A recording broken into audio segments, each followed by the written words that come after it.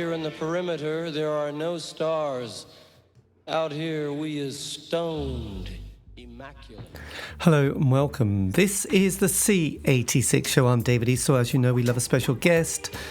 This week it's going to be the turn of the musician and composer Graeme Revell, who I spoke to very recently to find out more about life, love, poetry and all that groovy stuff. Was in the band SPK, but has gone on to do an awful lot of work composing films and various film scores as well. So you're going to find out all about Graeme's life in this fascinating interview. So after several minutes of interesting but casual chat, we get down to the exciting subject of the early formative years. Graeme, over to you. Well, having been born a lot earlier than you, I guess I became, very, very interested in becoming a musician in around about 71 or so. And that was sort of a period of, I guess, very early Bowie, and though he was too pop for me, Led Zeppelin, I have to admit, I go back that far.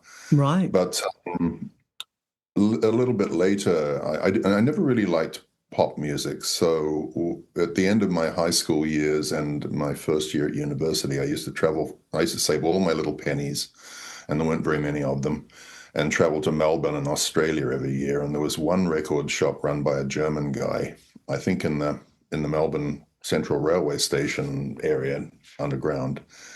And he had these wonderful records like Can and Neu and Faust, and even Kraftwerk. They were a little bit poppy for me too. Yes. And and so that was really my musical awakening, and I would struggle back on the plane with 100 albums each year, and live off breadcrumbs for the rest of the year while listening to this music that I loved. And I suppose that was my real musical That was awakening. it.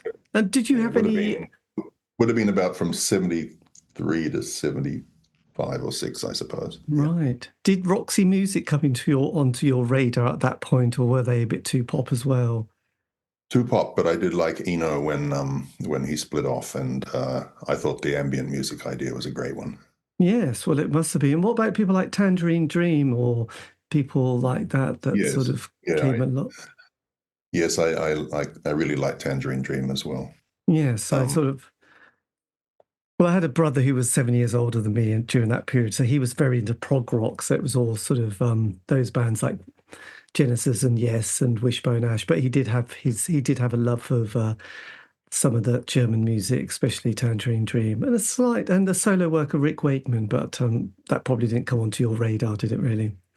Oh, it did. I mean, I used to be an avid record collector, and I had all those records, but I wouldn't say they were terribly influential on me. No. Emerson, Lake and Palmer, all that prog rock, I enjoyed the musicianship of it, but it was not. Yes. And had you started playing any musical instrument at that stage? Yeah, I was taught music when I was a kid, but I fought tooth and nail to not practice, classic young lad. And so I did have an inkling of theory, but I never really became a very good piano player. Yes. So after that, it was essentially just wasn't until 1978, after I'd moved to Australia, that a friend of mine's brother lent me a synthesizer, the first one that I ever played, and that was the EMS AKS, which British fans would know it's the machine that made the TARDIS sound in Doctor Who. And so, you can't go past that, can you? No, well, absolutely. There was a guy who lived in our village, or just on the edge of Metfield, a very small Suffolk village, who used to be a composer, one of the probably many, who did music for for Doctor Who, actually, and he did sort of various other sort of classics in the 50s and 60s. A guy called Tristan somebody, which I should have done that research before speaking to you. But I didn't know if did you get into sort of other, I don't know, Delia Derbyshire and people like that as well? Were they on your sort of musical interest and radar? No, not at all. And in fact, when I think back to it, there was actually only one track that really influenced me, and it's on. I suppose all these things are in I call it my database, because I don't think humans are very different from AI in that sense, except we just have a smaller database. but everything's in my database. But the only track that really I used to play over and over was a track on Noi 2, which I think is called 16 and a half or something like that. Anyway, it's a drum kit, bass, and I think a distorted guitar slowed down to half speed. In the old analog terms, that's half of 33 RPM. Yes. And it's just this wonderful, but you know what I mean? This is like classic doom industrial / metal. And that one just really, I loved it. It perked my ears up, and I still have this love for bass and distortion and all that. So yes, God. And did you have any older brothers or sisters or uncles who gave you any musical development or interest, or did you discover it all for yourself? Did you where did this fascination come from? Well, my mother was a music teacher, right? So and she was a very good piano player and singer. But my interests were the direct antithesis of her, and I used to like playing choral things, which were, like native, I should say indigenous people singing. And of course, they don't sing in our kind of tuning. They sing differently in their own tuning. And it used to drive her crazy because she had perfect pitch. So this was almost like, my great desire was to torture my mother. Yes. Yes. So I guess we love to rebel. So when you left school, did you go to university at this stage? Yes, I have a degree in economics and politics. Right. So how did you I worked in that field for a year and a half. And that was the late 70s at this point? No, that was 70. By the time I finished university, 75, so I was 19. Right. And did sort of punk rock come onto your radar at all, or was that just something that was just floating around on the outskirts? It did come onto my radar, and ordinarily I wouldn't probably have liked it because it wasn't as interesting as I would like it to have been. Drums, bass, guitar, and somebody screaming. But my partner, my friend Neil Hill, who was my roommate or flatmate, as you say in England, he was obsessed with it, and he used to play the Buzzcocks and the Pistols all the time. And I remember one time I said if he put the Buzzcocks on one more time, he was a dead man, because it was on rotation 24/7. Yes. My God. And as tolerant as I am of noise, this was a step too far. Anyway, he was wise. He did not play it again, except when I wasn't there. But anyway, the early SPK was, I would say, because Neil was my 50-50 partner on things, it was quite sort of punk bass, and then I would add the electronics, and then so a couple of the first singles are sort of recognizably punk / I don't know, sort of in the Cabaret Voltaire world, I suppose, Right. My God. Yes, I would imagine. After that, my electronics with tracks like Slogan and Germanic and so on, they kind of set out in a new direction, I guess. Yes. And what was the first gig you went to? Did you go to many concerts at this point in your life? Because there probably wasn't a lot of gigs that would have suited your taste buds. No, very few. I don't even remember. I think I'm not a concert goer. I'm a producer, not a consumer. Mostly things annoy me. I don't know why. It's because I'm analyzing them, I think. Yes. If it doesn't reach my innovation standards, then I become quite annoyed, which is my fault. I'm not like this guy that's it's my fault, but I can't do it. So I think I saw Jeff Beck one time when I was young, about 17 or so. I got dragged along to a couple of concerts, which I was like, just almost wanted to shoot myself. Bob Dylan, for example, I just wanted to kill myself about halfway through. Yes, you were easy going, weren't you? There's a lot of death in my it's metaphor, by the way. Yes, but quite. So then, did you at that stage, even though you had the degree and your potential career, did you just feel like it was just going to be music or nothing at this stage in life? No, not at all. So I worked when I first graduated. I had two jobs. One was in Sumatra in development economics. Oddly enough, not oddly enough, but right near in Aceh province, right near where that big earthquake happened and the tidal wave years later. And that was an okay job because I'm quite politically oriented, and that was about trying to reteach the local population how to grow crops that were not, were not the plantation kind of agriculture that was imposed upon them Right, by the Dutch, and then I guess the English after, probably the Dutch. And then I went to work in Australia in the Hunter Valley, which at that time was an industrial area around Newcastle, and it was in the process of greening to become a very big wine growing area. And I was quite environmentally oriented, but everything that I was a planner, a regional planner, and everything we recommended was vetoed by the big steel company. I forget what it's called now. It was called BHP back in the day. right, And so that was very frustrating. After about a year and a half, I thought, to hell with this. I want to put a smile on somebody's face. So I went to work at a mental asylum.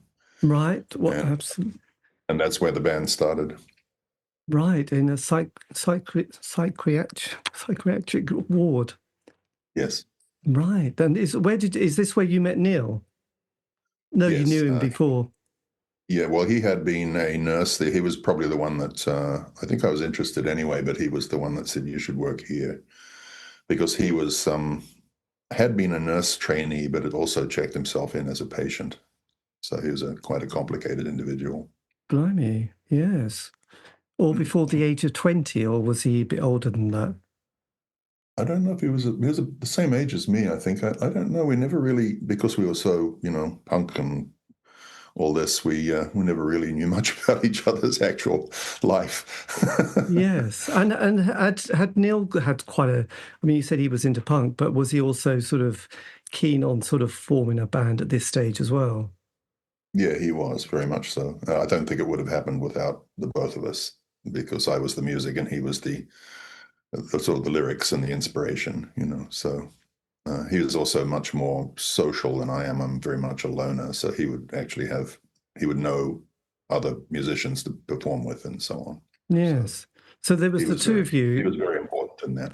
Working together, and then you thought, let's form this combo, and then sort of expand the lineup. Was that roughly what happened? Well, in a way, the only reason either of us ever had anybody else on stage was to make it a better live show. Neither of us were particularly collaborative. We didn't work with each other. We worked alongside each other. So his tracks would be his tracks, and I would put some electronics on his tracks, and then my tracks, pretty much me. I kind of have a very solid idea of what I want to happen, so nobody else has much to do with it, except maybe some percussion later on in 1982. James Pinker was important with that. Yes. But yeah, Neil, even later by 1982, just before Neil died, we put out an album called Leichenschrei, and the tracks that are really separate tracks. They're not. It's not like a band. Yeah, that's quite interesting because your first kind of single was No More, wasn't it? That was in 1979. Was that recorded in your own sort of bedroom or studio, or did you go elsewhere for that? Everything was. I think we mixed it in some small studio somewhere, but yeah, everything was just done around the house. Did you have a manifesto, by the way, at this point? Oh, not at that point. I mean, I thought I was going to be a writer at that point, so I've always been a voracious reader. Hence all the Baader Meinhof and SPK influences, which I was interested in at the time. anything sort of post-Marxist, I suppose. Yes. And psychology, the mass psychology of fascism and books like that, and which is still extremely relevant. So yeah, I mean, I was forming a manifesto, and I suppose document one, which appeared with the first record, Information Overload Unit, I suppose that's the first expression of a manifesto, such as it is. Yes. And what was it like? I mean, in this country during that sort of period, 79, Thatcher gets in, and then sort of the first few years we have the Falkland War, and then there's a lot of union trouble with, the miners' strike, and then there's Greenham Common, and, that threat of nuclear war and sort of felt of doom and gloom from, especially in the UK. What was it like in Australia for you at that stage? Was there the economic and the general vibe of the place? I think Australia and New Zealand at that time were both already Labour governments and fairly progressive. So, but of course, it's sunny in Australia and everybody just goes to the beach. Really, they don't protest too much about anything. Well, they didn't at that time, I suppose. I shouldn't undervalue their left, but nothing like Thatcherism in England, which was just blatant union busting. And yeah, I mean, very, very depressing period. I came to England I went to Paris first because I wanted to teach myself French. I was very much interested in reading philosophy, especially Deleuze and Guattari and Foucault that I'd already been reading in Australia. And that's really the Baudrillard. Those are the source, essentially, of my sort of post-industrial, and now I would call it post-human thinking. And but I came to England in middle of 1980, and it was already horrific. And as we were touring around England with our little shows, we would have tons of a few hundred out of work young people who would come to each show, and they would sleep under cars in the snow at night because this was November or something. We were touring. Yes. And then they'd appear at the next show, Leeds, and then to Sheffield, and then to Manchester, and it was really fantastic. I couldn't believe it, but they had nothing else to do, and we used to have at that time we would mic up the floor of the stage with metal sheets with mics on them, so we'd be hammering on them. And the kids in the front row would smash their beer glasses and hammer their forearms into the glass on the sheets of that was the level of frustration they were going through. Phenomenal. Right, blimey. And when somebody threw a glass at me and ripped my arm right up the side. He didn't mean to. I don't think he just got excited, and 30 stitches later kind of thing. So those were the days. Yeah, they were the days of going to A&E. Normally, if you go to A&E now, it's like a 8-hour wait, I'm afraid. So hopefully you didn't have to wait so long. Before you came over, before you came over, had you already recorded Information Overload Unit? Was that no, that was done in the squat in South London. Okay. So I always found it kind of amazing that you had, was it Jermaine Greer and Clive James, and was it Robert Hughes? Those three Australians all come over to Britain in the 60s, hadn't they? And then sort of Barry Humphries, I think, was the other one. He's a clever man, that one. He is I saw him once with doing his music from the Weimar Republic with Meow Meow, which was a delightful evening and of entertainment. But was it a sense of adventure for kind of Australians to sort of, or New Zealand musicians to sort of come over and live in London during that period? Because there seemed to be a lot of bands doing that a bit later on, a few years later on, in fact. Well, London was the center of all the, the breakout. I hesitate to call it progressive because that sort of indicates prog rock or something, but anything, sort of goth, punk, early industrial, noise music. London was kind of the center of it. But that trail, New Zealand through Australia to England, is very much a young person's trail. It still is a little bit, except England's much more difficult now. New Zealand is a lovely country, but it's far too small. I think even now, if I was to try and do a show here, I might get 50 people there. Right. It's just extremely hard. So we have to leave, and it's a shame. But London was Yes. the obvious place to go. And did you? And And it what was was the and what pretty was the cool at the squat time. that you headed towards, by the way, at this stage in London? It was in a building that the council hadn't knocked down yet. It was in Vauxhall, right by the Clapham line. Was that Bonington Square? No, that was around the corner. I forget what our one was called. It was on Vauxhall Road. Right. Bonington Square became, kind of hip later on, but of course I didn't go there because it's far too hip for me. Oh, you do tease.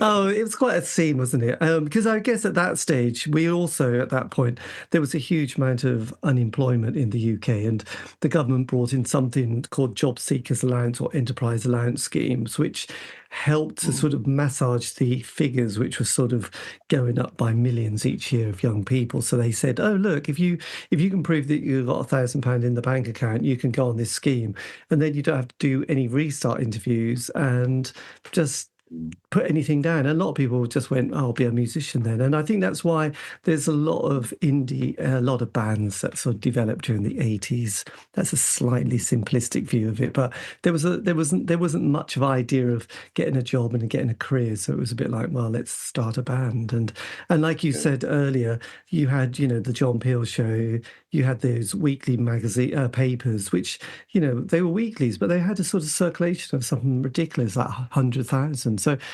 and every city and town in the UK, and it is a tiny place, isn't it, would have an alternative indie night of some description.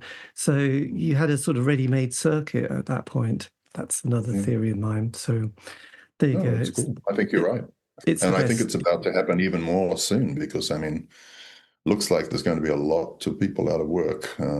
And I think that they'll be forced into the arts. The problem is that the arts is a place where you basically can't make any money anymore. So Yes. previously in the era you're talking about, you could make a pittance, and get to, like, the aim was to get enough from one record to be able to do the next. It was quite that. And did you get a manager during that period when you were in London and the UK?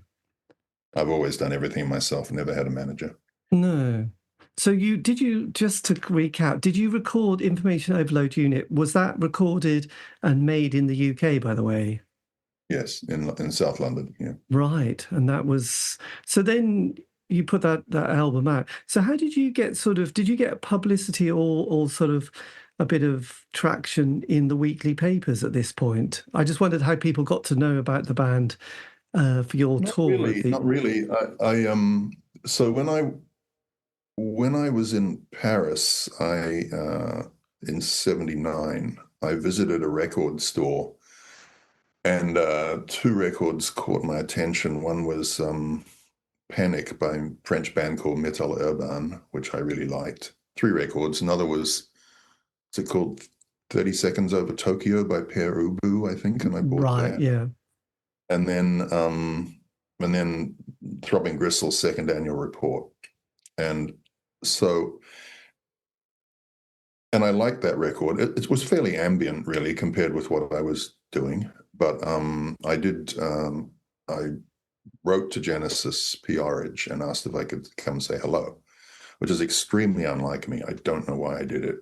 It's like almost impossible for me to think of that I might have done that because I'm extremely shy.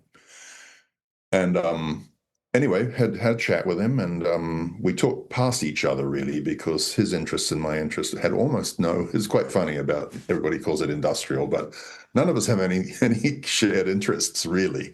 So Genesis had all his magic and Manson and all that kind of thing, and I was much more interested in institutionalized violence. So we sort of talked past each other, but I think we both had a sense that we were both trying to do something pretty cool. So he then invited me to re-release Slogan, I think, or whatever it was, on Industrial Records. And that was a very big help, really a kind of a breakthrough, I would say. So eternally grateful to to Mr. P. Orridge. Well, yes. And And so I think then that was pretty much a proportion of the people that liked Throbbing Gristle then found out about us. So, and then and sort of quite soon, you did a John Peel session as well, didn't you, at this point? I think it was about 84, though. I think it was after I think no? I think 83. I didn't just my research. Yeah, Yes, August. Yes, it was August of 83. You did. But that was a sort of after two iterations, really. So in 81 or 80, I did the first album, which was essentially sort of noise with aggressive rhythms. And then I went back to Australia to work with Neil, or work alongside Neil. We produced Leichenschrei, which was produced from a lot of my chaotic tapes from my time in the asylum and all sorts of things. Yes. Basically, enormously chaotic record. And then went back to England, and I had asked Neil to come over, but he had his own problems, and eventually his wife died and he killed himself. So that was really upsetting. And but there's a lot of backstory on that one, which I won't share with anybody. But so anyway, at that time also, my girlfriend Sinan became pregnant, and I was 27 at the time, and I suddenly thought, how the hell am I going to support a child doing this stuff? So I made a somewhat cynical choice to do a track called Metal Dance, just to be as obvious as possible. Yes. Got on the Tube and top 40, and it was kind of ridiculous time. Everybody that had liked me immediately hated me, and so nowadays you have bands like Laibach doing the thing that they do, but as long as you call it a joke, you get away with it. And that's my only mistake was I should have called it a joke. Right. But anyway, it propelled us into a major record deal with Elektra in New York, and achieved exactly what I had intended to do. Bought a Fairlight musical instrument with the money, and a deposit on a house, so now my family was secure.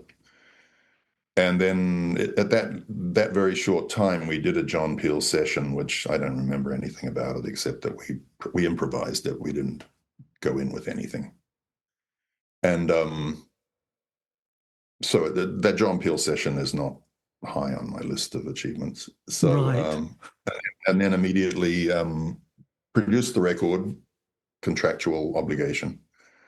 And immediately I went to start doing other music, which was the beginnings of Zamir Limani, the third record, which became and I wanted to have a soundtrack career. So that was very deliberate stepping stone. Blimey. So it was all sort of, so had you done from Science to Ritual at that stage, or Machine Age Voodoo? Well, From Science to Ritual was a live cassette from a show in Kansas, I think, at the time when we were doing Leichenschrei. So that was a very sort of chaotic period. And then Machine Age Voodoo was part of the contractual obligation in 1984, late 83. Right. But, in retrospect, thankfully, I wasn't very good at pop music. In fact, I was probably pretty terrible, if I'm honest. And when I found out that, I decided I would go and do what I really wanted to do. And I'm so thankful, because otherwise I might have, I might be touring around the world like a flock of seagulls performing my one hit, it's like, and that would not be a good idea for me. So, no, well, I don't know. I mean, people. I'm definitely a no-hit wonder.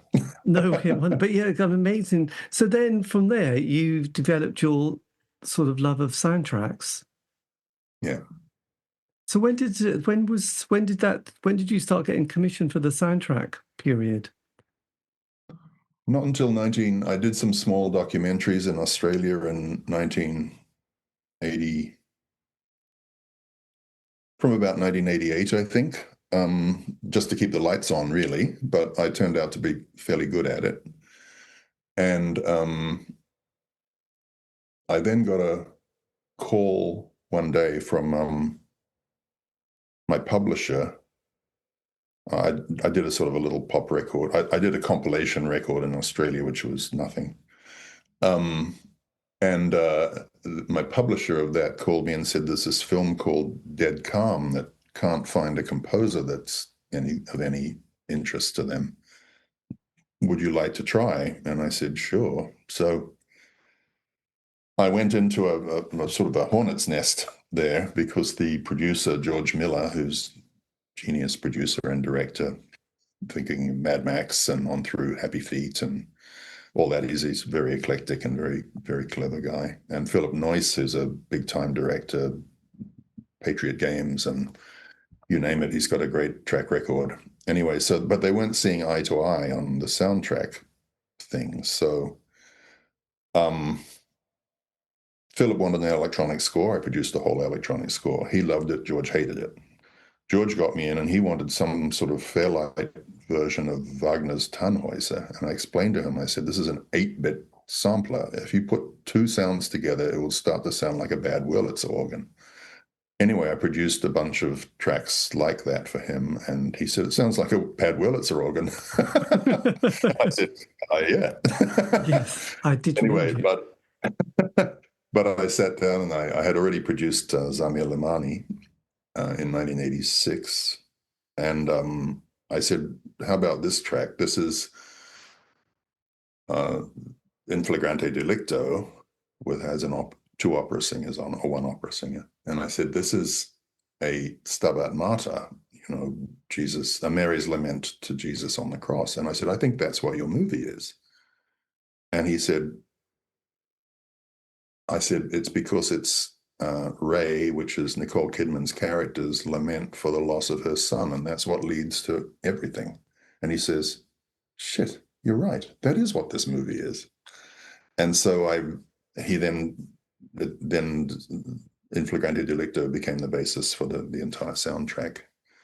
And so I learned very quickly that it's not about the music, it's about understanding either the archetypal structure of the film or the motivation of the film. And the reason I was successful as a film scorer was that I could convince the directors that they hadn't thought of something that I could bring to the table. And if I can jump a little bit, The Crow is a perfect example because I was involved in choosing the bands for the movie as well.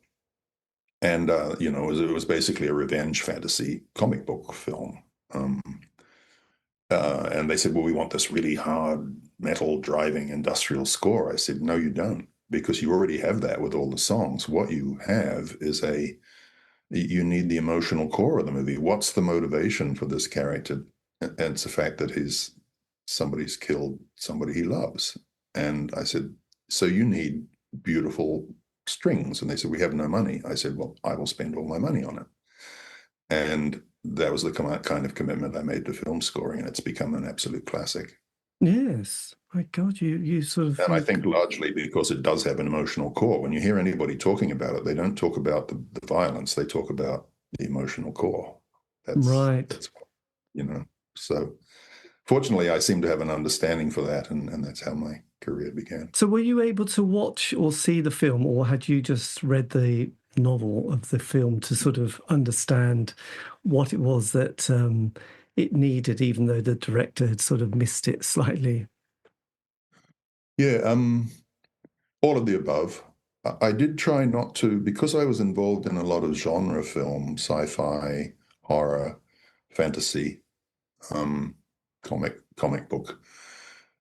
The style of the film is a very important aspect of what you write. So I wouldn't really commit to writing anything from just reading the script, because I found sometimes I'd get it very wrong because the director's vision then would come into the piece and the acting and so on. So I would tend to try and leave everything fairly late, to be honest, until I saw an early cut of the film and really got a vibe, I suppose, is important.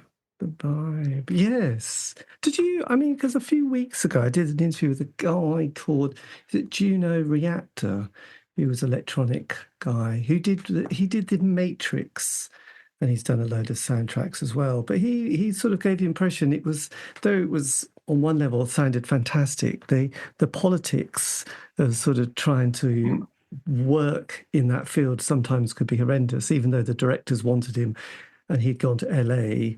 The record company who was financing at Warner's didn't want him, so they'd locked a door and say, sorry, but we don't want you on the project. And he phoned the directors, and they went, "What the hell's that? You're on the," So they, and it's like, "Yes, you are on the project." What was it like for you? Did you have experiences like that of that kind of politics where you think, "God, this is tedious, but this is what life's all about"? Oh yeah, you have to deal with that. I mean, you're a film scoring is more craft than an art, and so you're a gun for hire, and you have to accept that. But my little story before about Dead Calm, where I actually threaded the needle, I showed them that neither of them were exactly right, even though both the producer and director had an inkling of where they wanted to go. And so you listen to everybody, and you choose who it is or which side it is you feel it's the right side to go, while still respecting everybody else. One of my best stories is an Arnold Schwarzenegger film called Collateral Damage, where it's about a South American who comes up to LA and causes some violence, and or Central American. And in his mind, he's getting revenge against the way that the U.S. government and CIA has wrecked his country. So the director, Andy Davis, was very much a sort of a left-wing person, and he could feel that frustration, and so he wanted a score that was somewhat South American, Central American. And the producer was really, I could narrow it down to, but he just wanted Arnold to go down and kick some ass. And so you have this dynamic to deal with. Less sort of stuff about record companies and so on, but I'm talking about just sort of substantive, what's this movie about? Yes. And this dichotomy existed even to the scoring stage, where I had 80-piece orchestra playing the music. And that's expensive. That really racks up the dollars very quickly. And I had the producer on one side and the director on the other side saying more of this, more of this, more of this, more of this. It was completely contradictory. And so I asked the props department to go down and design me a pair of surround sound headphones to block out the noise. So they came back with these two huge ears, rubber ears, and a headband like something from the training video from 1978, that Kylie Minogue would have worn.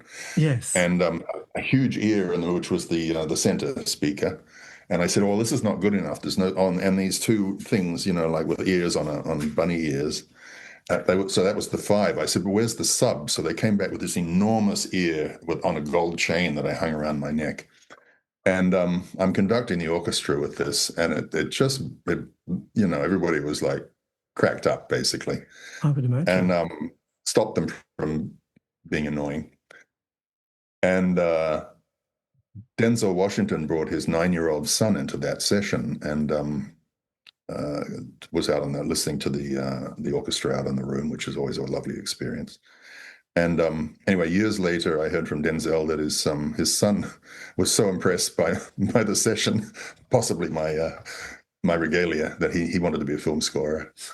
Yes, well, absolutely. But that's the kind of nonsense that sometimes would happen, just complete. There's only one way out of it, was to make people laugh. So yes. Other times, like, on some other movies, I'd have it doing the dog and pony show, which is where you mock up the cues on a synthesizer so everybody knows exactly what they're going to get when the orchestra plays. I had 22 people in the room one time, all with a different opinion about how every note should go.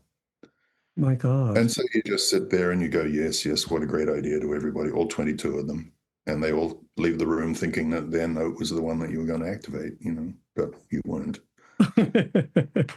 You must love that, mustn't you? I bet you got a lot of pleasure there. I mean, you did. I mean, there were years where you did about 4 or 5 soundtracks. I mean, that's a colossal amount of work and sort of plates to be spinning. Are you somebody who's just very fast at working and able to, put things into little tidy compartments to sort of get a project done? Yes, I am. Also, I'm very eclectic, so not generally going to do the same thing on any 2 shows. So that sort of helped in a way. I would set up a palette, like a set of sounds, and I would go, that would be my sounds, a few hundred, I suppose. They would be the ones for that movie, and these would be the ones for this movie, and so on. And that's the way I would do it. I nearly got caught one time. I was doing a film called Chinese Box at the same time as I was doing another film in Los Angeles, and they insisted I go to Shanghai. And the head of the studio on the American film called me up while I was in Shanghai and said, we really want to come out and listen to cues. And I said, when? He said, well, later on this afternoon. At this time, I'm living in LA. And I said, well, I started coughing and go, I don't think so. I've got us terribly ill and you're going to catch it and so on. And then these Chinese people started yelling in the background. He goes, where are you? I said, I'm down in Chinatown getting some Chinese medicine. Excellent. Yes. Got away with that one too. Yes. I think I got away with either that or he was like, oh yeah, okay.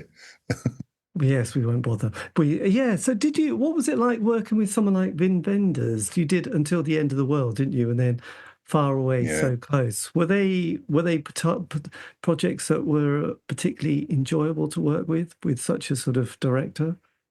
Really enjoyable, because I'd already been in a situation where auteurs are very rare in America. And so I'd already worked with people who, were pretty much under the thumb of the studio, I suppose. And then Wim asked me to work with him, and it was just such an enjoyable experience. He did whatever he wanted to do, and you really got the impression that what's really lovely is that the film and the man are not separate. That is him, There's no sense that he is something else, and I really loved that. It was a little bit strange. He would just fade out the music halfway through a piece that I'd written. That was odd to me, but it was his film and it was his vision. So, that's, as a musician, I don't fight that kind of thing. I'm quite happy to be a servant. Yes. In that sense. I guess you just have to take it. And then there was another film which I can remember well, Boxing Helena, Jennifer Lynch. That was just one of those rather peculiar but torturous films that we loved in the 90s. Do you have fond memories of that particular project? I do. Once again, it was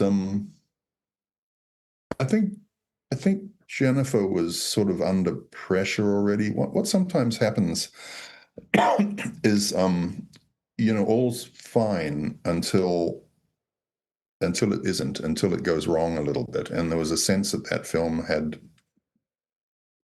gone wrong in some way. It wasn't as good as it could be.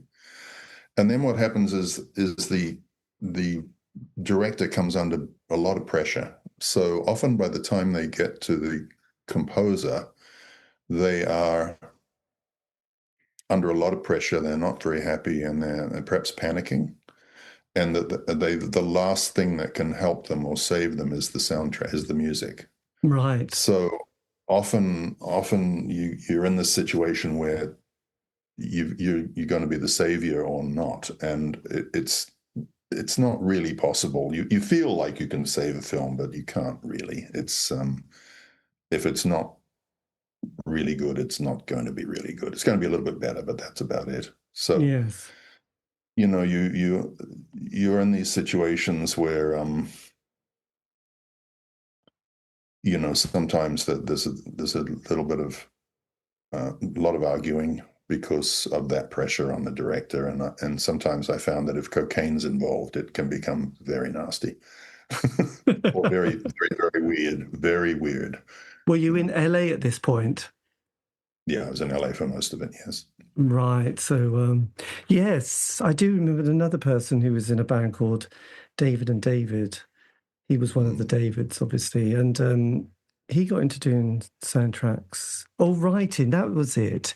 He told me, there was they'd booked the studio, they'd been working on a track. It was a particular, they needed a song, and it was a bit like, we definitely need this to hang it all together. Can you write a track as a sort of 15-year-old lesbian who's falling in love with somebody who doesn't know that you're falling in love with them? We've got 5 hours to get this sorted. Can you come over now and do it? And he said, yeah, okay, and he was there, and the atmosphere. Have you had any little moments where you just thought, I wish you'd asked me earlier, but while if you're going to pay me, I'll come and do my best. Have you had to work under some pressure where you've been under a very tight deadline? Pressure. The main one was Lara Croft Tomb Raider. So they had a score thrown out, and they had 8 days until it was due to be released. And so they came to me with this massive tentpole blockbuster movie and said, actually it was 10 days that we did the meeting, and then the director and the producers were fighting mightily because of something. So I actually had 8 days from when they finally signed off on hiring me to produce this soundtrack, which was I was in LA writing. I had another person helping me. It was recorded in London at Abbey Road, I think. I couldn't be there because I had to keep writing. And they would send the multi-tracks back by T1, which was the standard at that time, back to me, and I would say yes or no. Mostly I said yes because there was no time to say no.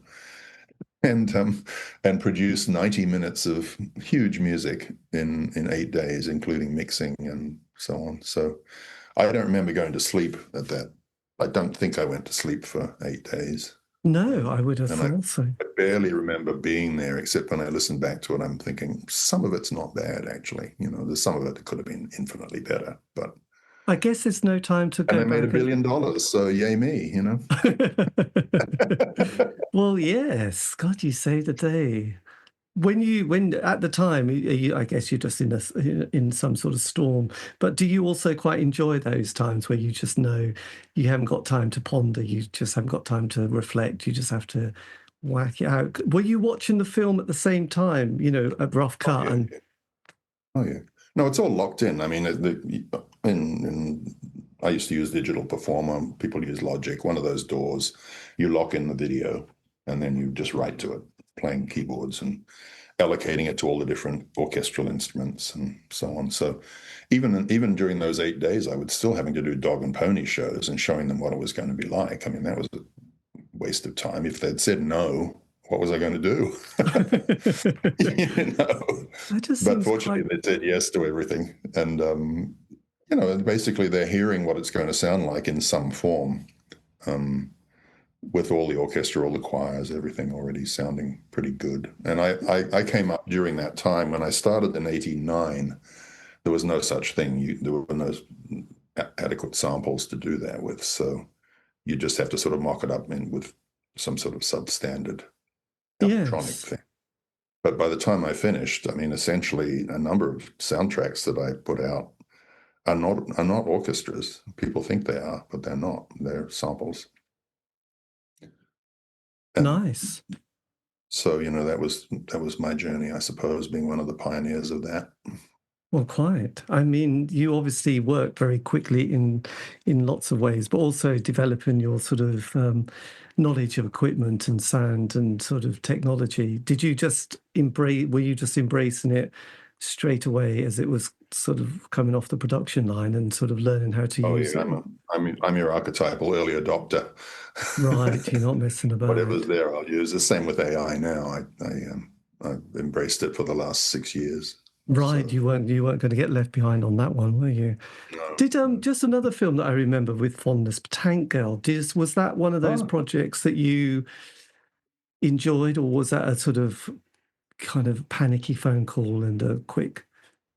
I did. The problem with Tank Girl was that they had no real money for the music, so they had spent it all on the bands, and then they came to me, and it was a fun project. But that and Spawn, I suppose, were the first two movies where I tried to do orchestra when the samples weren't good enough.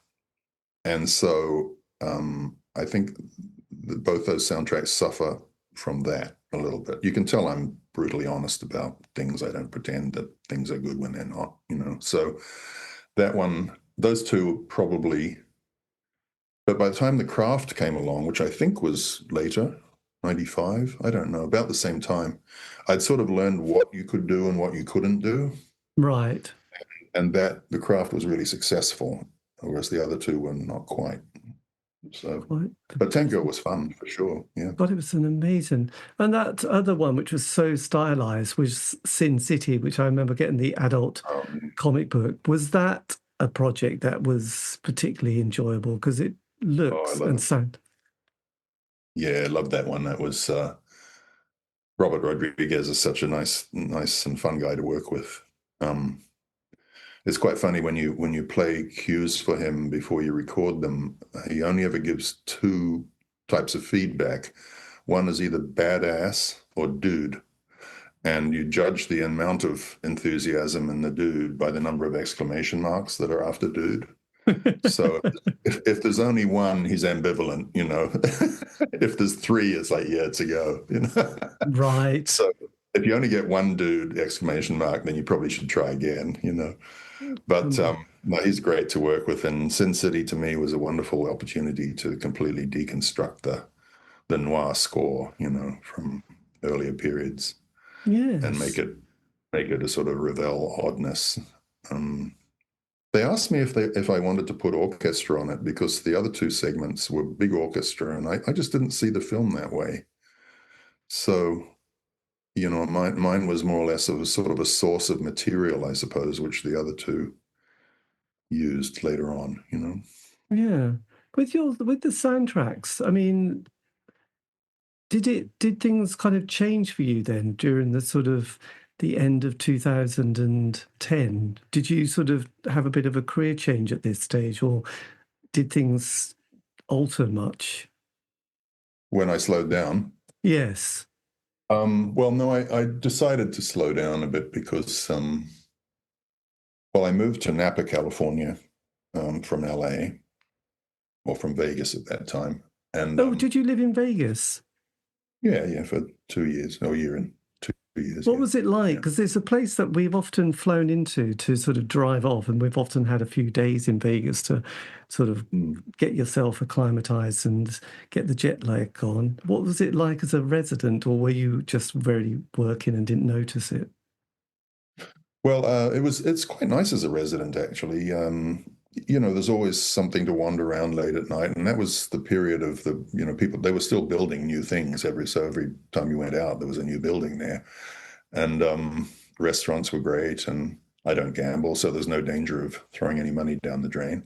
Yes. And I had a really nice time. But the reason I was there was because having done the Crow, I had met Brandon Lee's family, and I came up with a concept of doing a I'll mention Cirque du Soleil. They were the standards of big theater shows. So yes, I think they had about 7, don't they, in Vegas? Yeah, at least, yeah. And so I came up with the idea of not just having a sort of an acrobatic show, but a high wire martial arts show, where all the martial arts was taking place in the sky. And I had a whole storyline of good versus evil and all that kind of thing. And the Lee family sounds a bit like Car. And then there we go. And so I kept it secret for a year while I was developing it. But at some point I had to go to the Caesars and expose it and say, this is and there was an NDA, but had to tell them what it was going to be. And they offered me they said they were going to put it in a theater in Bally's. They were going to knock down Bally's at that time. Yes. I was also in business with the monorail people, and they were going to build a whole new theater, and that was going to be my theater. So it was a very exciting time. And that's sort of why I stopped doing soundtracks for a while. And but then somebody leaked it, and there became Car. And so what am I going to do about it? Right. That's So, my story of Las Vegas. It's quite disappointing. A lot of money about $1 million of development money down the drain.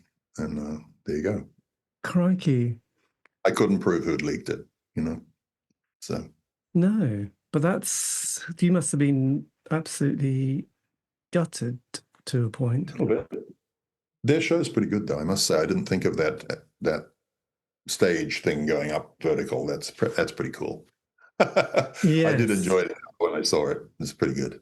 I mean, they've always done their music has often been quite dramatic with their sort of set pieces. Yeah, sort of. That was. Did you say you were involved in the monorail as well? No, I was just living in the same building as the guys, and they were very keen on my idea because it would have been a theater right by the monorail, Right? Because the monorail's around the back off the strip, and they were very interested in developing the real estate along the monorail. So they were wanting to be part of the theater for that reason. Jesus, was that one of your worst kind of moments in sort of music and business and creativity? Was that, or had you experienced other moments like that as well? It's water off a duck's back, really. It's like, okay, that didn't work. Next. Yes, well, quite. So then you relocated again. So was this when you started to sort of? And what was that reason for that? Oh, I had a new I got divorced and had a new family. And Vegas is not a good place to bring up a little children. I remember my son he was about not even 1 yet and walking, and he and I would go out the backyard, and it's just rocks because you're not allowed grass in Las Vegas. And the rocks were so hot, he was in his little diaper nappy, jumping up and down with the heat of the rocks. I'm going, yes. I got to get him some grass somewhere. You're going to have to go to somewhere greener, actually. The UK, we love rain. So yes, the sort of 2010. What was that decade like going up to 2020? Was this kind of quite a different sort of focus for you at this point? Yeah, I was in basically. I like building houses and renovating houses, so that was the first couple of years there, and then. By the end of 2014, my mother in New Zealand needed help. She was 90, and I was the only person that could help her. So we relocated to New Zealand in 2014. Right. And at that point, my whole focus was taking care of her. So I was still doing a little bit of television with the USA, but it wasn't very satisfying. So I just decided to stop. Yes. And then so then during the pandemic, are you in New Zealand or Australia at this point? In New Zealand. I haven't been back to Australia since 1985, 4. Yes. 7. No, 7 actually. But I'm in New Zealand. I wrote a novel and became a red team member of GPT-2, which is the precursor to ChatGPT. And the red team people are the ones that give reinforcement learning feedback to results on the model.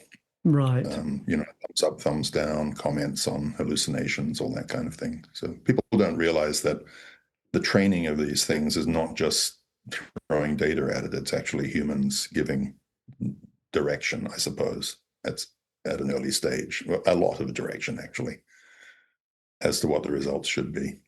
But it was a very interesting period because the early GPTs, transformers, were highly hallucinative.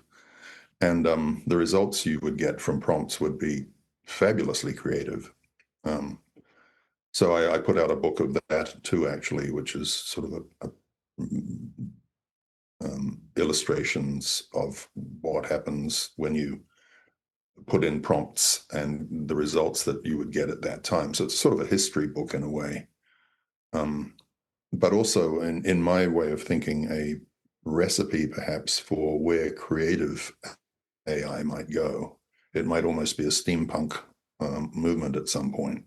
Right. Because right now, for example, here's a really good example. There's a very famous Emerson poem called Two Roads Diverged in a Wood and I took the one less traveled by, which is very famous, and it clearly means I'm an independent thinker. I decided not to go the normal way, and so on and so forth.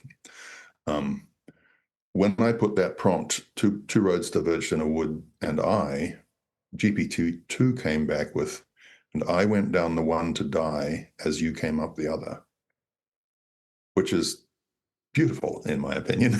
Yes, well, quite. And so completely, it has a lot more nuance of meaning than I took the one less traveled by, you know. And I was able to identify where GPT-2 got that hallucination from. And I'll tell you very quickly. It immediately recognized, also GPT-2 used to give false attributions. So it attributed that response to a book called The Road Less Traveled by George Dantzig. Now, he was the inventor in 1950 of linear programming, and that's the basic algorithm for shortest path, which we now use in maps. Yeah. Right? So it knew that. And so it had, the minute I mentioned road, it went to George Dantzig.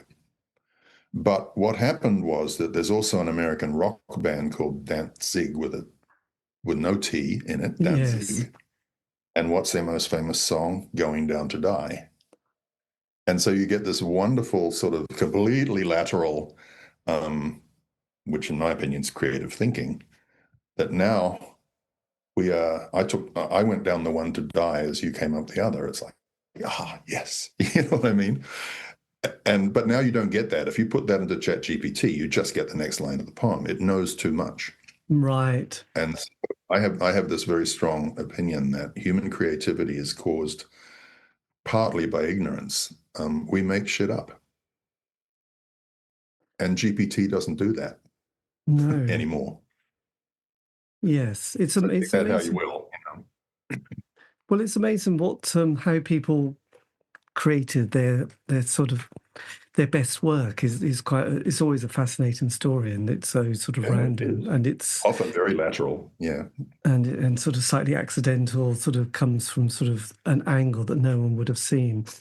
And I think, so it's been quite interesting doing all these interviews with people and sort of wondering, you know, when certain periods of their life they've just done this incredible work, and then sort of laterally, you know, some of it isn't quite, it doesn't somehow, I don't know, I wouldn't say it's an energy falls or whether you've tuned in, but there is something kind of, there's something that sort of clicks. So sometimes there was an artist that I've sometimes liked, or been obsessed with. Their early work has just been amazing, and their latter work, it just sometimes feels they become slightly bitter and twisted, and it almost comes out in the music. And I find myself thinking, that's why somehow the bits are there, but it's just not got that thought, that energy around it that one had in the initial period, which it's hard to describe. As an artist, I'm dealing with that a little bit right now. As an artist, I've decided to try and how would you say, contribute again in some way. But I'm sort of very much tagged with this idea of being the aggressive industrial guy. And even though, my third album, Samir Lamani, is not industrial, it's entirely post-industrial, kind of ritualistic. It's still, in my opinion, it's still noise, but it's all sort of disparate noise that pass through us and leave us how we are. But it's not noise. Yes. So, but very much I think people are expecting me to be, this aggressive guy. And there's part of me that is that, but a lot of that isn't. And so, you get tagged with that, you as an artist, and it can be a little bit frustrating because an audience doesn't really want to hear anything but what you're known for. And, I don't mind that. I mean, it's my mission in life is to try and break paradigms. And and we'll see how it goes. I do it with a smile, and I don't all that much care however many hundred people like me. But it would be nice to, Yes, well, absolutely. Nice. You don't dismiss an audience, that's for sure. I just certainly don't. I love them. And in the last couple of years, then, is this what your sort of main focus is sort of making a new album again and sort of possibly doing some live dates? I don't know if I'll make an album. I mean, I don't know whether that's whether that's viable anymore. Maybe I will, but there's certainly, you're not going to get rich making an album. No, one thing that's happened. There are many other immersive kind of opportunities for music and vision and so on that perhaps are more interesting to me than an album at the moment. But we'll see. It's early days. I did the one show, which was a legacy show, with a lot of other wonderful people last year in Friedrichshausen with Vinyl on Demand, Frank Meyer. And that was wonderful because all those people were very important to me because they basically allowed me to be a musician by buying records early on.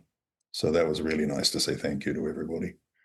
But that's very much an older audience, and I really believe there's a bunch of young people out there that are looking for something different. They've been fed a lot of categories for a long time.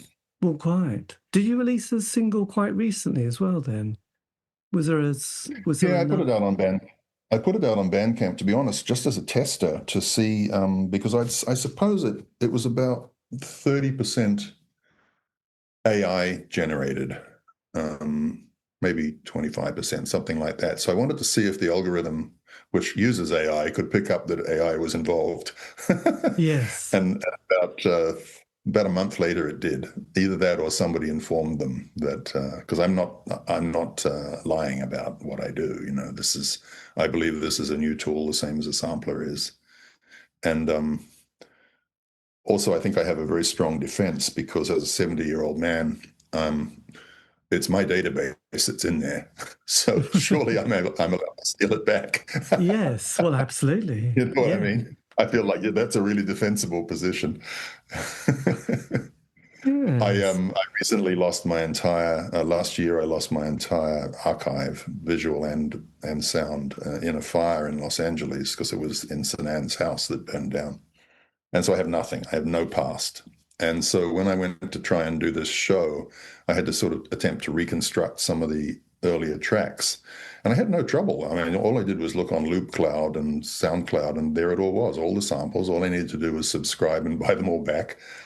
So you tell me about AI stealing things. It's like humans have been doing it forever. God, that must have...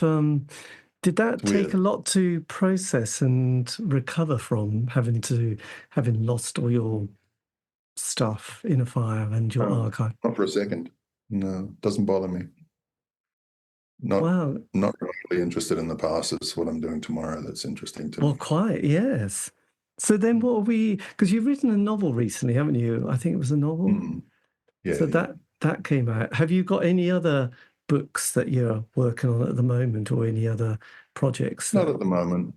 Not at the moment. It's if people think music's a hard sphere to get traction in, then try writing books. I would imagine that's very hard, actually. Yes. I know. So it was a good experience. I probably tried to do too much in one book, but Well, it's hard not to, I suppose. Sometimes these things got to happen. So what are you hoping to sort of have towards the end of the year? Is anything that we can expect that's potentially going to be released? Yes.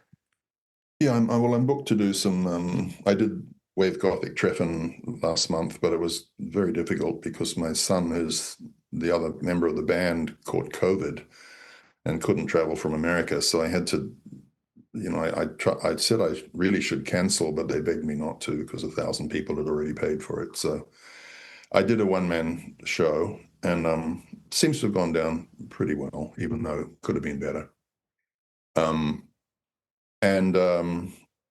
But I'm booked for Industrial Festival in Poland in November, and then EBM festival in Belgium in December. Right. And I'll probably arrange some other shows around those two. Yes. And just enjoy performing again. But and this music will be quite different from what I've done previously. So I've never done any EBM, and they asked me if it would be EBM infused, and I said, yeah, why not? Yes, let's go with that. That will be it. Oh my cool. God, that's amazing. And did you, I mean, it was always kind of vaguely curious when you sort of talked about your very early traveling and touring. Did you sort of ever keep a record of all the dates that you played live? Is that something that was ever recorded? I'm terrible at that stuff. I have no photographs. I have no, it's strange. I'm not a documenter, and I don't think about what happened yesterday. It's just Yes. just who I am. So, would have been sensible to do it, but I didn't. No, well, I still absolutely.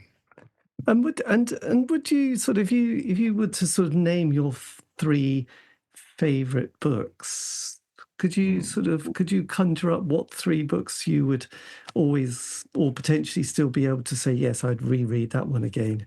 Are there any that you would recommend? Yeah. Anti-Oedipus by Deleuze and Guattari. Mille Plateaux with Thousand Plateaus by Deleuze and Guattari. And God.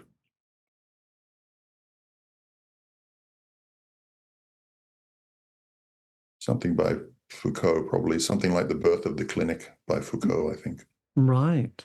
Yes. And do you ever sort of go back to films? Are there any particular films that you rewatch and sort of enjoy? The only ones I've really revisited would be Tarkovsky films, Stalker in particular, and yeah, a few Tarkovsky films. Right. And any I know I'm so obsessed now. Composers. Just last question then. Which composers would you still sort of recommend? Your top 3 or 5? Ooh, couldn't go far. I couldn't do as many as 5. No. Well, Bach.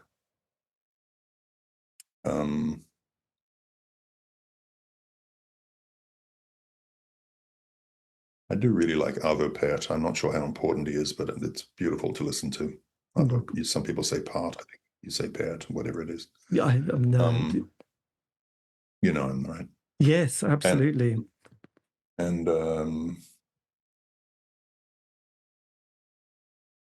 yeah, I don't know really.